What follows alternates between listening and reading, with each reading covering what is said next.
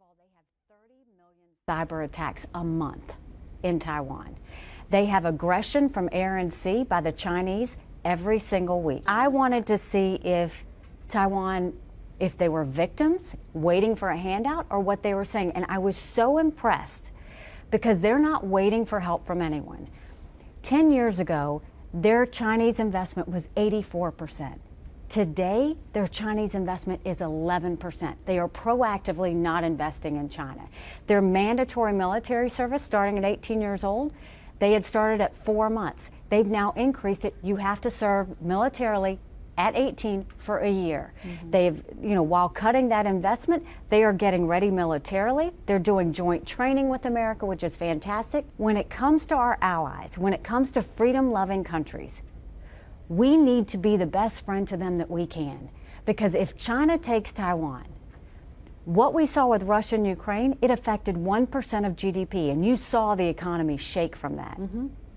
If China takes Taiwan, it would be 10% of the global GDP. That's $10 trillion compared to the $1 trillion in Ukraine. We need to care about that.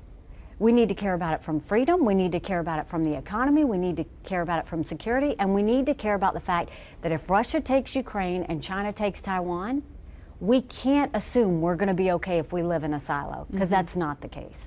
But what you just laid out is a policy that's strongly in defense of Taiwan. It is. Are you saying that the next president should commit, because neither J.D. Vance nor Donald Trump have said that they would send U.S. troops to defend Taiwan? I don't think we need to send U.S. troops to defend Taiwan. Joe Biden said he would. Taiwan told my colleague at 60 Minutes. Taiwan does not want troops.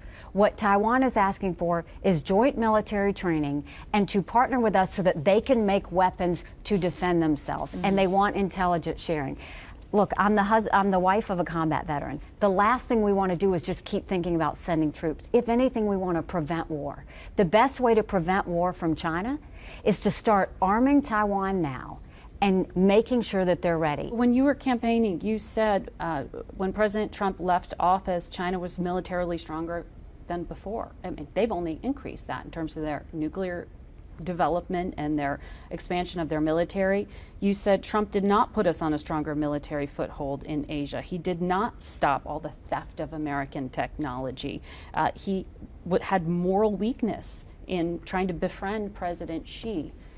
If this is the threat of this century, how can you say he is the commander-in-chief you can support now? Because I look at what happened under the Harris administration. You look at this situation. But aren't we supposed to judge that record? No, we're going to judge both records. So let's first look at the Harris administration. Russia never would have invaded Ukraine. China would not be circling. They did not withdraw from Ukraine. No, well, go further. They wouldn't have started war with Ukraine, and China would not have gotten more aggressive with Taiwan if we would have not had that fall in Afghanistan. It's not that we left Afghanistan, it's how we left it. It was dangerous, it was careless, and it was weak, and we have suffered ever since. We didn't have any conflicts under Trump. I was his UN ambassador. We put more sanctions on Russia, we kept China at bay, we let our allies know that they were protected. All of that happened. Now, what I will say to both Trump and Harris is the worst thing we can do is walk back from our friends right now. And so we need to be a friend to Ukraine, not make them beg. We need to be a friend to Taiwan, prepare so that China doesn't do it. We need to be a friend to Israel and not say we're going to give you and then take it back like what Harris and Biden did. We've got to start being friends with our allies. I will say it until I'm blue in the face. America can never be so arrogant to think we don't need friends.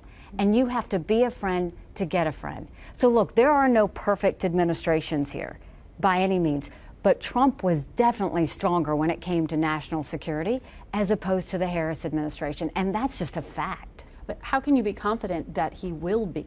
You're talking about 4 more years. When he is saying things like this, he's talking about like a protection racket for Taiwan. They have to pay us. No, and I'll be the first one to say that's not the way it should be.